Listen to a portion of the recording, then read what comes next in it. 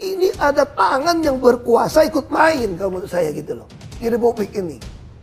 Ini bisa jadi lebar kemana-mana kasusnya kok dibongkar. Saya senang banget ini. Ya. Saya boleh keluar dari sini, tapi catatan yang saya punya, kalau rezim betul-betul mau membereskan negeri ini dari korupsi di migas dan Pertamina, saya berani jamin, saya dengan data ini akan penjarakan kalian semua.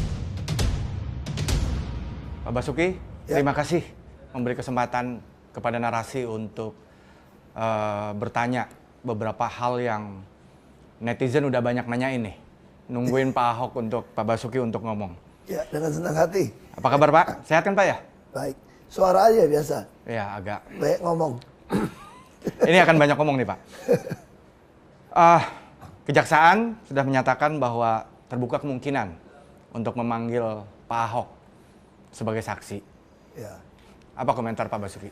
Saya kira itu sangat bagus ya. Kalau minta keterangan kan itu hak aparat, hak kejaksa. Tapi yang perlu diketahui Pertamina ini ada jenjangnya nih. Ini anak perusahaan Pertamina Pataniaga itu punya dewan komisaris juga. Ada komutnya juga. Ya. Dan di atas itu yang bisa memutuskan penggantian itu juga ada dirut. Dirut dari direksi dari Pertamina Persero. Holdingnya? Holdingnya lagi nih. Dan putusan mengganti dirut direksi holding atau subholding itu juga ada di tangan Menteri BUMN. Jadi kalau mau tanya saya keterangan apa yang saya ketahui, ya saya dengan senang hati akan memberikan keterangan. Kalau dengan media kan saya nggak bisa buka rahasia perusahaan. Nah kami ini hampir tiap hari rapat untuk ngawasin, melakukan pengawasan sampai ke bawah nih, yang jenjang bawah nih. Itu kalau mau dibuat laporan notulen, kalau boleh dikeluarin gitu ya. Saya kira kalau aparat, saya kenapa senang. Kalau jaksa yang sampai manggil saya ya, saya bisa memberikan semua notulen dan rekaman selama saya jadi komut, apa yang saya sampaikan, apa yang saya minta diubah, yang tidak dilakukan oleh direksi, termasuk anak perusahaan, boleh. Kalau di media saya nggak boleh. Tadi saya bilang buka rahasia perusahaan kan. Justru saya senang banget kalau Jaksa Agung. Tapi sebetulnya kalau manggil saya langsung orang juga akan ketawain jaksa juga. Kok komut yang dibawa di rut Pertamina belum dipanggil gitu loh. Sebelum ke soal posisi komut holding dan subholding Pak Basuki. Jadi Anda yakin betul tidak ada satupun ucapan Anda yang tidak tercatat kalau rapat-rapat resmi Pertamina ya? Saya orangnya sangat, kalau manajemen ya gitu ya, termasuk kategori yang sangat rapi lah. Apalagi kita mengalami masa COVID ya. Masa COVID itu ada masa yang ada sisi positifnya. Apa positifnya? Semua rapat itu hybrid kadang-kadang. Kita Zoom, hybrid. Itu semua punya rekaman. Dan bahkan setiap selesai rapat, saya pasti ada notulen. Dan ini semua lengkap. Ya. Rekaman maupun catatan. Jadi, tapi sebagai komut holding, kan area bergerak Pak Basuki jelas relatif leluasa. Tadi Pak Basuki juga cerita bisa mengawasi sampai level terbawah. Iya, jadi sebetulnya kan nggak bisa juga dibilang komut holding sama sekali tidak berperan dalam melakukan pengawasan terhadap subholding dalam hal ini Petraniaga. Iya, kami lakukan pengawasan termasuk soal SPBU. Misalnya soal toilet saja saya urusin. Kenapa toilet SPBU Pertamina kok gitu jelek gitu loh? Ya. Kenapa nggak mau bagus sama orang mau mampir kayak toko departemen apa yang Alfamart, Indomaret yang kecil-kecil gitu ya, retail itu ya. Orang kan mampir untuk ke toilet gitu loh. Kenapa kita nggak lakukan? Terus apa yang saya bilang? Saya minta semua non tunai pakai kartu My Pertamina, hampir tiap minggu saya awasin. Bahkan mereka mulai bocorin. Masih ingat kan ada politisi yang ledekin saya kan? Ini komut apa dirut? Komut rasa dirut katanya. Ya. Saya bilang, saya ditaruh dimanapun saya merasa saya memiliki perusahaan itu. Saya sampai ledekin, saya bukan komut rasa dirut. Dirut nyaru komut, sialan gue bilang. Sampai ngomong gitu deh. Justru itu Pak Basuki. Imajinasi orang terkait seorang Basuki Cahayapurnama itu kerja sangat detail. Ya. Nah, kasus yang menimpa Petra Niaga ini, itu kan periodenya kira-kira hampir berhimpitan, tidak sama persis dengan periodenya Pak Basuki bertugas. Karena ekspektasi orang yang sangat in detail, tadi Pak Ahok sampai Pak Basuki sampai ngurusin toilet segala rupa. Ini masa nggak pernah dengar nih sama sekali terkait apa yang kemudian meledak 3-4 hari terakhir ini oleh ini kejaksaan. menarik. Saya perlu luruskan. Saya makanya sebetulnya belum mau terima wawancara sebelum ada sidang. Karena saya tidak tahu, saya tidak membaca laporan BAP, penyidikan, saya nggak baca. Tapi saya hanya lihat di media, seolah-olah ada pengoplosan BBM di SPBU. Seolah-olah, ini ledekan ada medsos kita saya baca ya. Pertamax itu adalah Pertalite yang tidak antri. Ya, meme-nya begitu. Sebetulnya saya bilang belum tentu, saya nggak tahu sidang gimana, logikanya. Mobil kita semua yang mewah-mewah itu isi Pertamax. Pertamax Plus. Kalau itu dioplos, mobil saya mogok. Pasti mogok.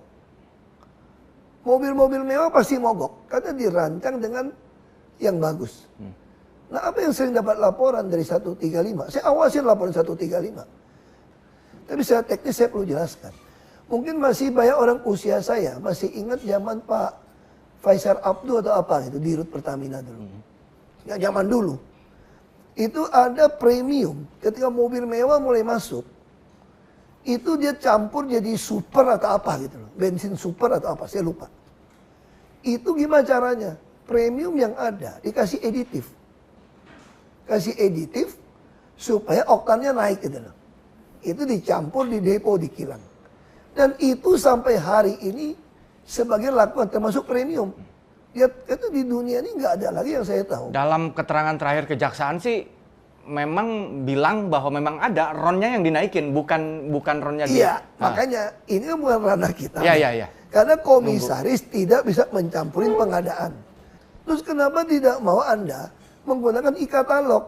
Toh antar subholding itu kan saling Anda menjual. salah satu yang mempromosikan e-katalog internal. Saya dari DKI, coba tanya sama Pak Hendi, saya bolak-balik ke RKPP. Tapi direksi ini kelihatannya ngeyel ini, buying time ini. Direksi Petra Niaga? Semua direksi ini termasuk holding di buying time. Apa sih yang susah saya bilang untuk buat e-katalog LKPP? Tinggal bilang aja, misalnya minyak mentah, saya bilang. Ada Indonesia Crude Price, tiap bulan ada harga. Tinggal umumkan seluruh dunia. Siapa yang mau taruh minyak mentah di Indonesia, Pertamina jamin beli. Ya. Asal harga tidak melebihi harga Indonesia Crude Price. Lalu BBM. Pokoknya harga BBM Anda taruh di Indonesia, saya pasti beli dengan harga tidak melebihi harga jual BBM kilang kepada Petra Niaga. Termasuk LPG semua. Lalu pertanyaan saya, Petra dibubarkan. Katanya mafia. 2015. Berita tahu? Ya. Tapi kenapa orang Petra jadi di Rut Petra Niaga? Nah itu dia. Nah jangan naik nama saya. Sebelum saya sampai ke sana. Anda tanya kepada Menteri BUMN. Sebelum saya sampai ke sana, saya mau nanya soal buying time tadi. Buying time ini intensinya apa menurut Pak Ahok? Kalau saya curiga ya, saya curiga ini ada permainan. Bekas satu dirut Petra Niaga dipecat. Karena? Saya tidak tahu, tapi diduga. Karena dia tidak mau menandatangani pengadaan editif itu. Jadi pengadaan editif ini melibatkan oknum di BPK malahan. Menurut isu. Oknum BPK ini jadi backing supaya Pertamina ini membeli editif ini dengan transport dengan tender yang tidak sah. Lalu saya dengar isu itu, saya panggil datang. Ini semua ada rapat dalam acara, berita acara. Saya tanya, ini nggak bisa. Terus ditakut-takutin, kalau nggak pernah tanda tangan, di SPBU nggak ada barang nih. Ditakut-takutin kelangkaan. Kelangkaan nih. Padahal saya bilang, mana bisa tender dipisah antara transport dengan editif. Lalu karena transport lebih mahal, dikalahkan. Editif yang lebih murah, kalau nggak salah seperti itu. Lalu saya bilang, dirutnya kalau tanda tangan, kau akan laporin nih. Dirutnya nggak mau tanda tangan Petra Niaga. Lu bisa cari namanya siapa. Bekas orang Telkom, saya nggak usah sebut namanya. MK lah, singkatannya lah. Saya gini lah, kalau menurut saya, ini permainan sudah lama yang masing-masing penguasa tidak mau stop. Makanya kenapa orang takut saya jadi dirut, demo-demo. Kalau saya jadi dirut, saya bisa langsung pecat tuh dirut subholding. Karena untuk ke notaris saya yang putuskan. Dan saya tidak pernah takut sama menteri BUMN manapun. Selama saya benar.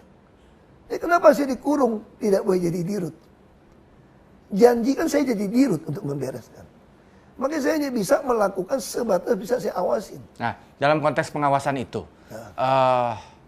banyak orang nanya nih, nagih tanggung jawab dan janji Pak Basuki yang ingin membuat Pertamina menjadi perusahaan kelas dunia tuh. Ada Betul. kan itu kan? Betul. Nah, karena bukan dirut, cuma komut dalam tanda petik, cuma ya dalam konteks kewenangannya, tidak bisa operate sampai in detail, eksekusi day to day gitu. Hanya bisa mengawasi. Mari kita fokus ke pengawasan. Apa yang dilakukan oleh Pak Basuki sebagai seorang komut dalam mengawasi Pertamina maupun subholding? Secara pribadi sebagai komut maupun sistemnya seperti apa sih? Sistemnya saya ubah semua digital. Sebelum saya tanda tangan disposisi tidak ada yang digital. Pernah dengar gak kasus dengan Peruri yang 500-an miliar? Anda bisa cari itu. Itu kan buying time contoh dari direksi. Saya suruh panggil Peruri, bikin tanda tangan. Lalu mereka laporkan Peruri minta 500 miliar. Saya kaget, mana mungkin itu mahal. Lalu dirut Peruri bilang, karena orang Pertamina minta sama kami bangun sistem baru semua. Ya lu numpang dong sama Peruri, gue bilang. Nah itu contoh ngeyel buying time. Lalu COVID datang, waktu itu mereka masih nganggap buat teman presiden. Lebih takut. Tapi ketika saya mulai keras, 7 bulan, 8 bulan presiden tidak terima saya. Tidak terima karena? Saya nggak tahu alasannya. Kesibukan atau saya nggak tahu. Begitu 7-8 bulan tidak terima saya sudah melihat direksi-direksi mulai berani melawan saya. Karena mereka sudah tahu saya nggak bisa gantikan mereka. Nah, lalu apa saya lakukan? Tapi walaupun begitu, saya kunci di dalam rencana kerja. Misalnya sebelum saya berhenti, saya sudah kunci dalam RKAP untuk 2024. Itu di dalam RUPS, sudah di RUPS baru saya berhenti. Mereka harusnya melakukan penghematan 46% di seluruh procurement pengadaan. Di semua seluruh ekosistem sektor, Pertamina ya? Dan itu sudah tanda tangan. Anda bisa periksa. Makanya saya senang banget kalau Kejaksaan Agung mau hebohkan kasus ini. Kan ini udah 2025 nih. Kita tinggal lihat aja direksi. Ikutin nggak RKAP, RUPS yang sudah kita tanda tanganin bersama untuk 2024. Kalau penghematan nggak 46%, sudah hitungan. Kita pakai konsultan kok. Berarti maling. Berarti kalau diubah di RUPS RKAP-nya, berarti ada intensi nyolong. Nah itu yang bisa saya lakukan. Sebagai komut. Saya sebagai bilang, komut kenapa saya semua tercatat. Saya sering ngancam mereka secara kasar kok. Kalian yang nganggap saya nggak berdaya hari ini ya. Mungkin ada yang nganggap saya itu macan ompong di Pertamina, karena nggak jadi dirut. Tapi kalian tunggu, waktu akan berputar. Semua catatannya akan saya pegang. Satu hari ganti rezim, kok penjarain kalian semua, saya bilang. Kalian ingat baik-baik kalimat saya direksi.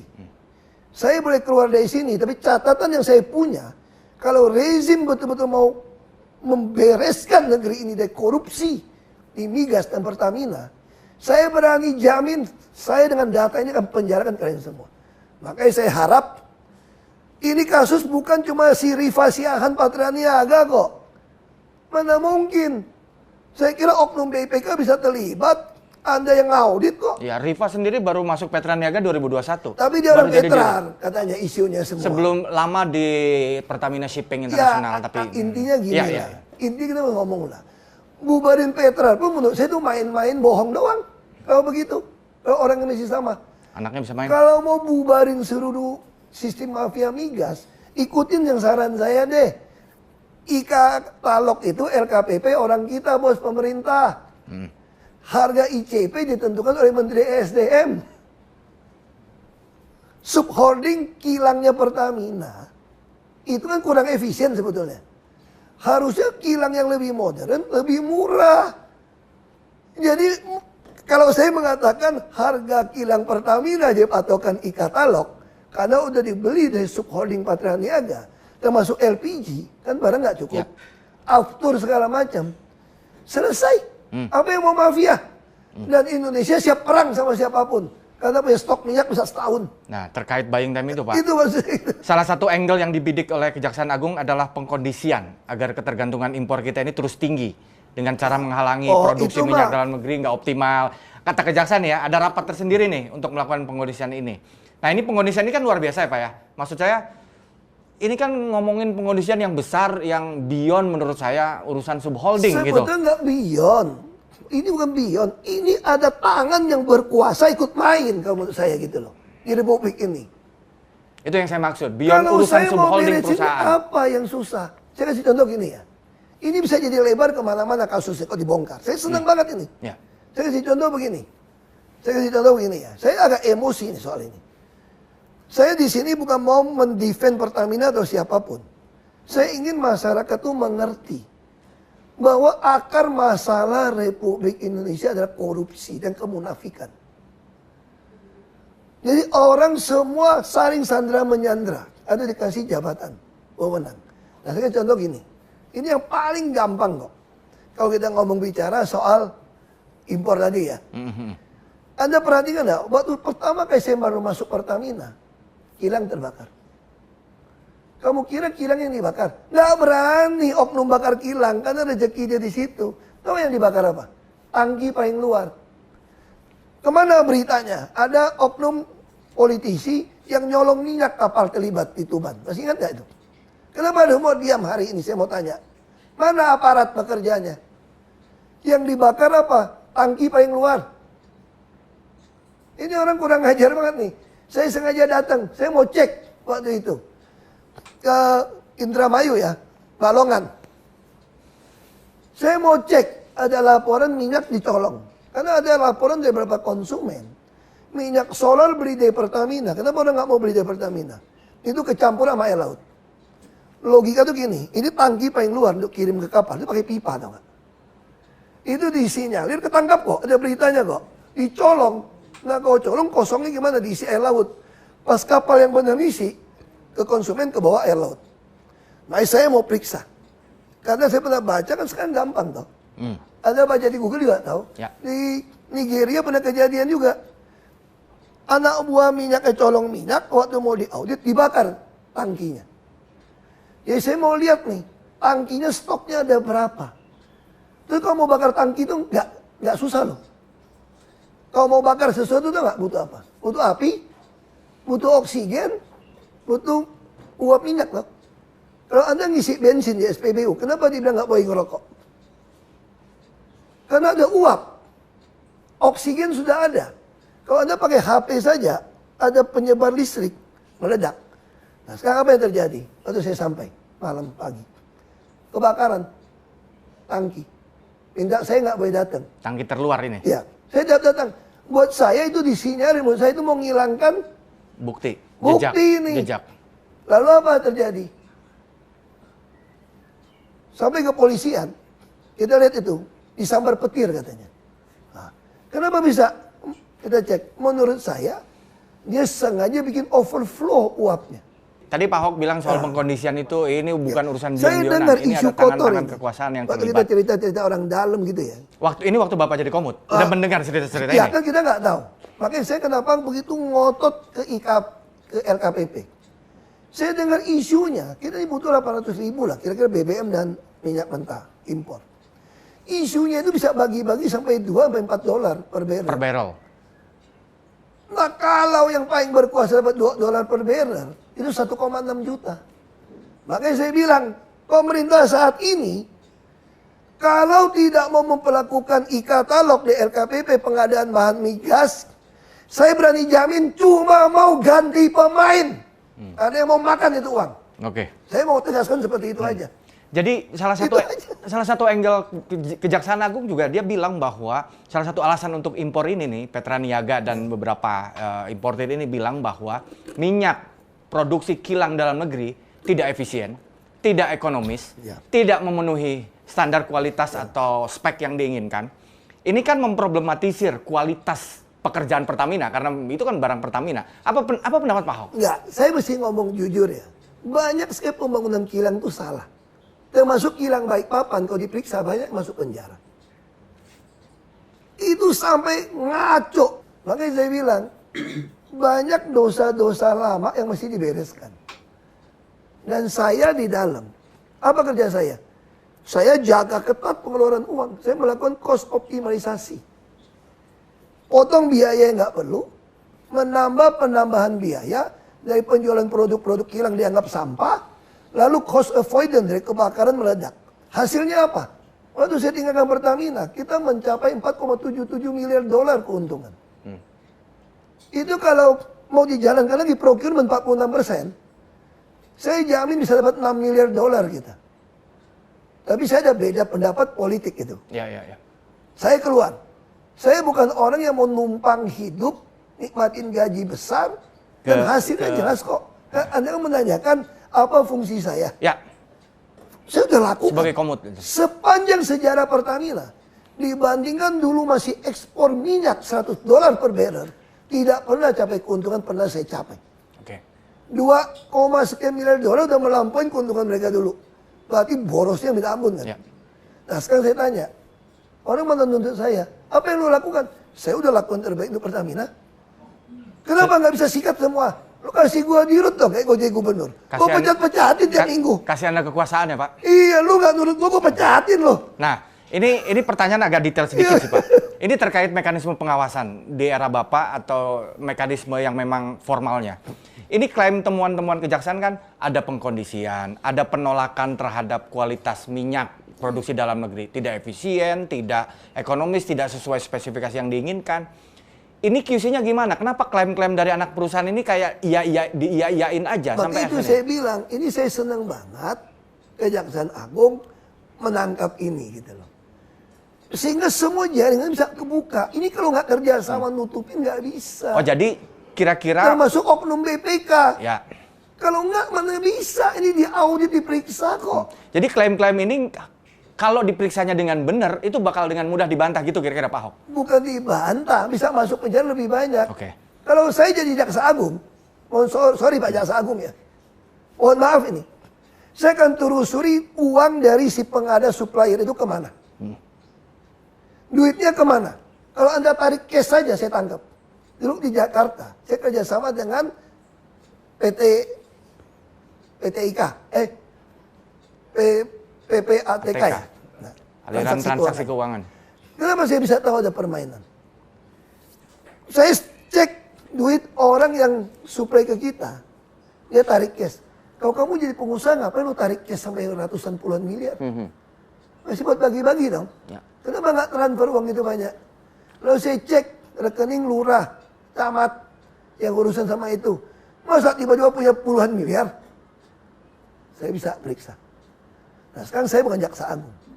Periksa dong semua dana yang keluar dari bank, kan semua bank kan jelas. Jadi maksud Pak Ahok jadi maksud Pak Ahok adalah bahwa Pak Ahok juga mendengar ada klaim-klaim bahwa ini tidak efisien, tidak ekonomis, tidak sesuai spek sehingga impor. Makanya gitu. saya lakukan cost optimalisasi. Lalu mereka buying time-nya apa ngeyelnya? Dia nggak lakukan di Tuban, dia lakukan di Pulau Nipa. Saya maki-maki tuh. Jadi mereka geser. Iya. Ke Nipa ngapain? Dekat Singapura bersaing. Lu bullshit lu gue bilang. Lu taruh di Tuban, di tengahnya Indonesia. Dekat IKN. Pak, sorry Pak. Lu tanya lah, lu bisa tanya. Si Riva tuh pernah gue maki. Kalau gue di Hirut, udah pecat lu gue bilang. Selain cost Pernah gue gitu, gue pecat lu gue bilang.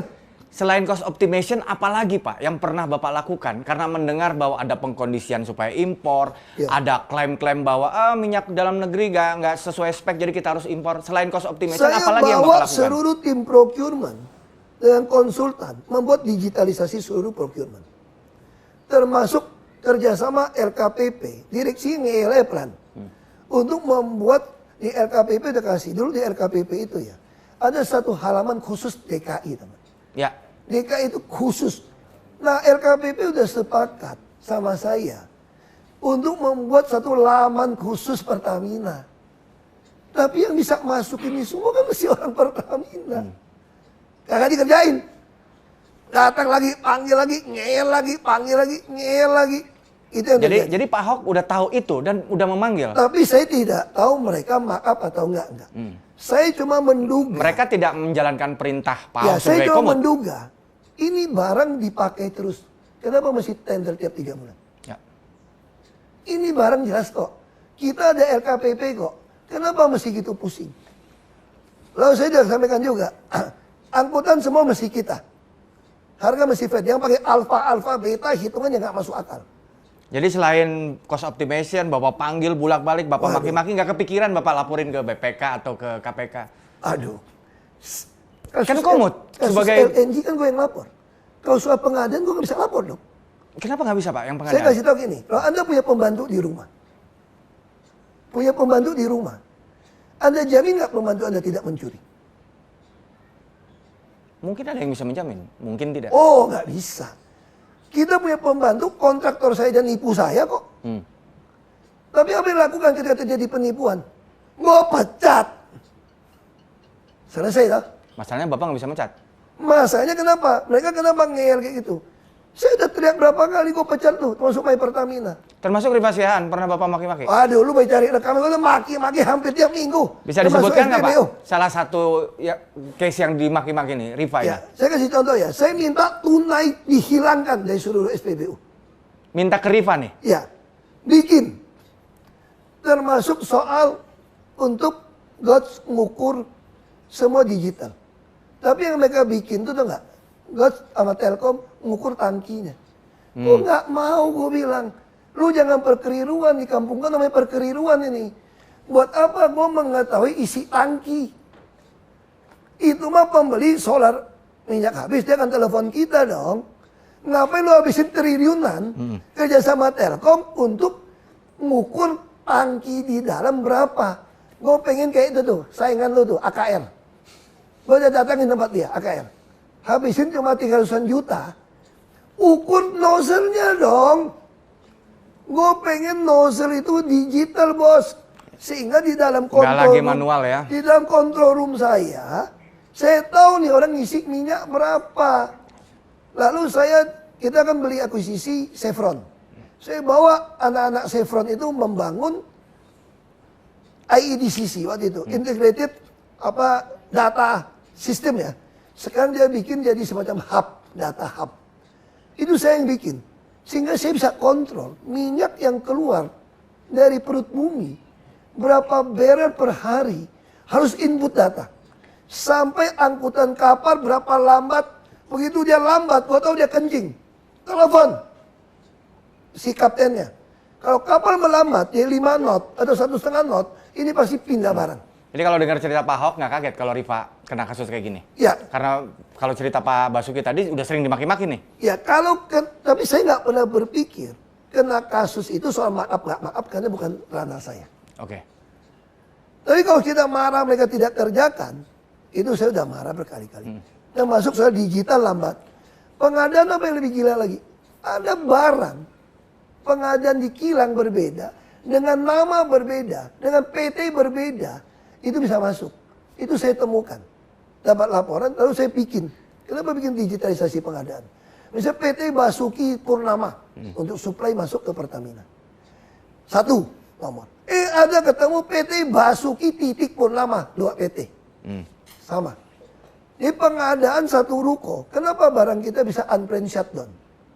Gara-gara banyak supplier kontraktor tidak kompeten. Sudah melampaui kemampuannya. Karena dia tipu dengan nama. Dengan nama. Belum lagi harga berbeda. Itu semua kita tangkap. Bapak kenal nggak nama-nama perusahaan-perusahaan yang disebut? Muhammad Carey. Saya cuma dengar Khalid ini. isu-isu di media soal Petral, soal mafia migas dulu. Bapak sebagai komut kan bisa ngecek data arsip, data Nggak ada macam. namanya sama sekali. Oh, nggak ada. Kita nggak bisa cek sampai ke dalam teknis seperti itu. Seorang komut nggak bisa ngecek sampai gitu. Kita bikin surat, saya kasih tahu lah. Pernah nggak dengar isu kartu kredit? Iya tahu. Bapak yang minta. Saya minta tidak dikasih. Saya tahu dari mana. Diam-diam rahasia nih. Kalau misalnya lewat bank kita dikasih, baru saya dapat perut odong. Saya minta data saldo aja dia nggak mau kasih. Kenapa mereka nggak takut sama saya? Oh, kamu nggak bisa mecat saya.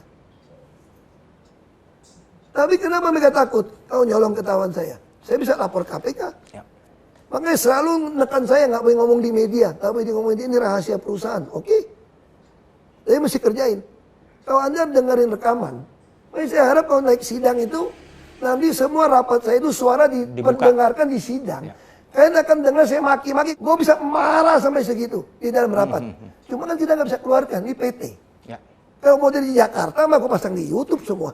Pak, Gue pecat. ini momentumnya itu Bapak melihat ada unsur politik nggak dari pengungkapan kasus ini, periode pengungkapan kasusnya itu mirip dengan periode Bapak menjabat padahal Aku nggak bisa nuduh. Bagi saya sederhana. Kalau pemerintah sekarang mau membereskan Bapak melihat ada unsur politik nggak dari pengungkapan kasus ini, periode pengungkapan kasusnya itu mirip dengan periode Bapak menjabat padahal aku nggak bisa nuduh. Bagi saya sederhana. Kalau pemerintah sekarang mau membereskan soal Pertamina, membereskan soal pengadaan, taruh di katalog RKPP. Oke. Kalau Anda tidak kasih, semua orang akan curiga Anda sedang mau ganti pemain. Kalau ini berlalu seperti ini hanya ganti pemain. Kita tahu toh. Mau kasus PT Timah, mau siapa. Kalau masih sama kejadiannya, Anda ganti pemain. Jadi kalau itu tidak dilakukan dari tahun 50-an sampai kapanpun Pertamina tetap akan menjadi sarang korupsi. Iya. Makanya kenapa semua takut menjadi dirut toh? Kenapa semua pengen karakter assassin gua? Karena bukan sombong nih. Ahok tuh mesti dibunuh, bilang dia nggak jujur, dia korup. Kan itu yang maunya orang gitu loh. Pejabat Republik ini kalau mau beres, naikin gaji. Tapi pembuktian terbalik. Nggak cukup cuma naik gaji doang, harus pembuktian terbalik. Nah, kamu masih nggak Undang-Undang Nomor 7 tahun 2006? Hasil ratifikasi Konvensi PBB melawan korupsi. Di situ ada prinsip illicit enrichment. Kalau kekayaan kamu itu tidak bisa buktikan dengan pajak yang Anda bayar, sita buat negara. Oke, terakhir Pak. Tapi butuh PP dong. Ya. Pertanyaan saya, berani nggak SBY dan Jokowi keluarkan PP-nya? Ya. Termasuk Pak Prabowo, keluarkan PP-nya aja. Oke. Supaya membandingkan, beres negeri ini kok. Pak, terakhir kalau korupsi beres. 4 tahun Anda menjabat sebagai Komut. Ada yang Anda sesali karena Anda tidak lakukan? Ya. Yang saya nggak. Ada nggak? Nggak ada. Ada. Saya Ada nggak lakukan. selama 4 tahun menjabat sebagai Komut, ada tidak hal yang Anda sesali karena ada hal yang seharusnya Anda lakukan tapi tidak Anda lakukan? Saya tidak pernah menyesali apa yang saya lakukan. Karena semua saya lakukan dengan nurani yang murni. Dan saya berdiri untuk kebenaran, keadilan, kejujuran, dan kemanusiaan. Maka saya tidak pernah menyesali. Saya sampai bilang, itu the art of dying well. Saya mau meninggal dengan tidak ada penyesalan. Sebagai tugas saya sebagai politisi. Dan saya tidak mengingkari sumpah jabatan saya. Saya tidak menghina Tuhan saya. Tidak melakukan tugas panggilan saya sebagai politisi. Tidak menyesal ya Pak berarti? Makanya saya tidak akan pernah menyesal. Kalau menyesal apa? Teman saya tidak pernah kasih saya jadi dirut. Assalamualaikum warahmatullahi wabarakatuh. Sebagaimana kita telah melihat dan mendengarkan sebuah video yang disampaikan oleh Pak Ahok. Tentu saja hal-hal yang seperti ini memberikan kita sebuah pemahaman baru apa yang sebenarnya terjadi di Badan Pertamina.